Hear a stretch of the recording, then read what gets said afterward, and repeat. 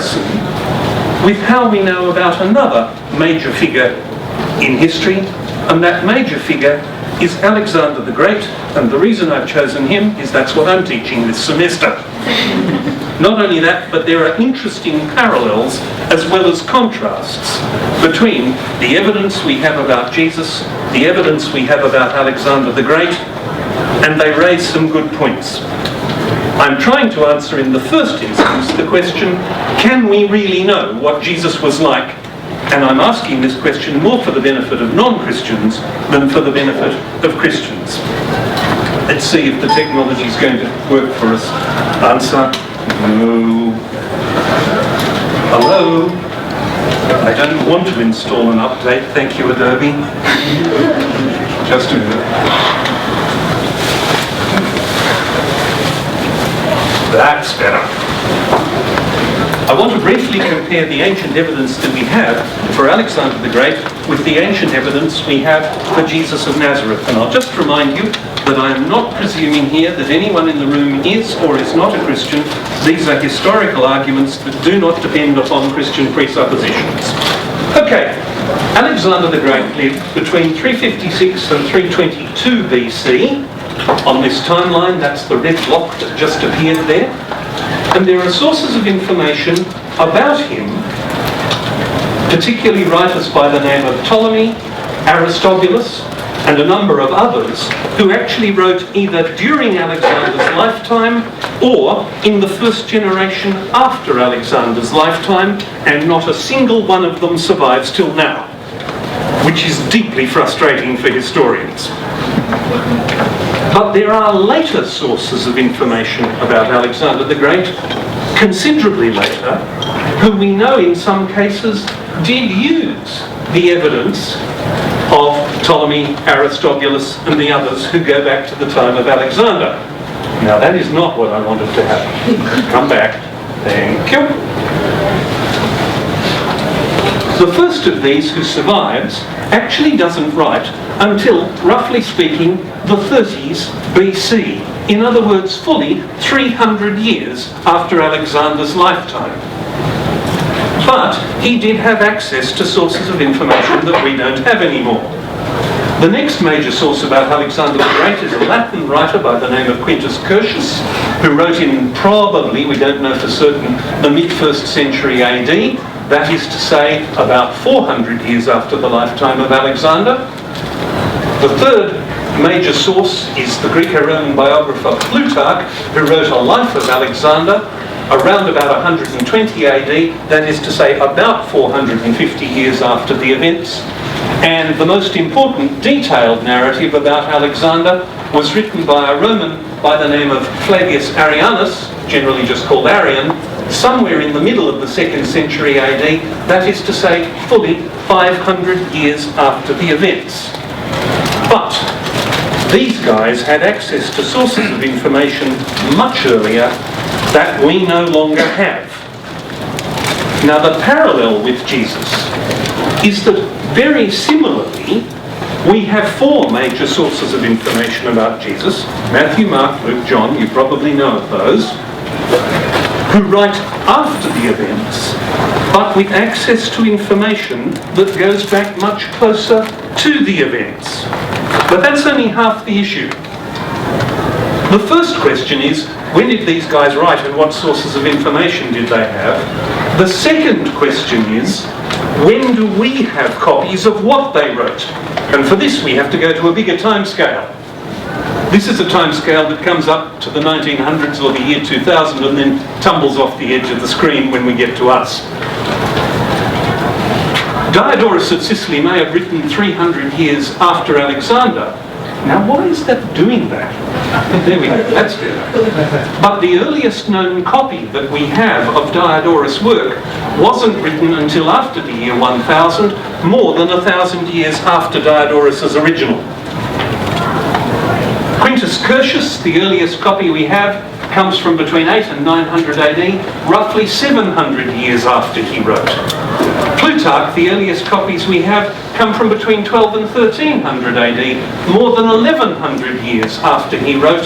And in the case of Arrian, there's a gap of more than 1100 years between when he originally wrote and the copies that we have. Now, obviously, perhaps not obviously, it depends on how much historical thinking you've done. Before these people wrote, there were earlier sources of information that they had, and before these copies which survived, there were earlier copies. But that's the historical difference between the information we have and the events that we're describing. Now, having talked about the evidence for Alexander, we now go to the evidence for Jesus, who lived approximately, we don't know exactly, between about 7 BC and died in either 30 or 33 AD. Historians are pretty well divided as to whether it was 30 or 33, but they're pretty well agreed it was one of those two. It may take you by surprise that Jesus was born about 7 years before Christ. But there is in fact a good reason for this. And the good reason is that the 6th century AD monk who calculated the birth of Christ to set up the calendar got it wrong. He got it wrong by 4, 5, 6, 7-ish years. We don't know exactly. Jesus was born roughly 5, 6, 7 years before Christ, and that's a great little joke on its own right, but it actually doesn't matter. Except it did matter 15 years ago, because everyone was getting so obsessive about the year 2000 and they'd missed it by 5 or 6 or 7 years. Anyway, that's irrelevant. The important thing is that's when Jesus was born and lived, and we can talk about how historians know that in more detail in question time if you want to do that. Now, what about the gap between the events here and the accounts that we have? The general consensus in scholarship is that Mark's Gospel was written either slightly before or slightly after 70 AD. That is to say, between 35 and 45 years after the events. We don't know more precisely than that. Again, the general consensus is that Matthew and Luke were probably written 5, 10, 15 years after Mark. We don't know that for certain, but it seems reasonably clear that Matthew and Luke both had access to Mark's Gospel and probably wrote independently without knowing about each other, and that John's Gospel may have been written as late as the 90s AD, that is as much as 60 years after the events. That's part one of the story. But now the second part of the question is, yeah, that's when they wrote, but what about the copies of their documents we have? And there, the answer is pretty much possible to put on one screen. Most of the early copies we have of Matthew, Mark and Luke come from the mid-4th century AD, that is to say, roughly 300 years after the originals were written.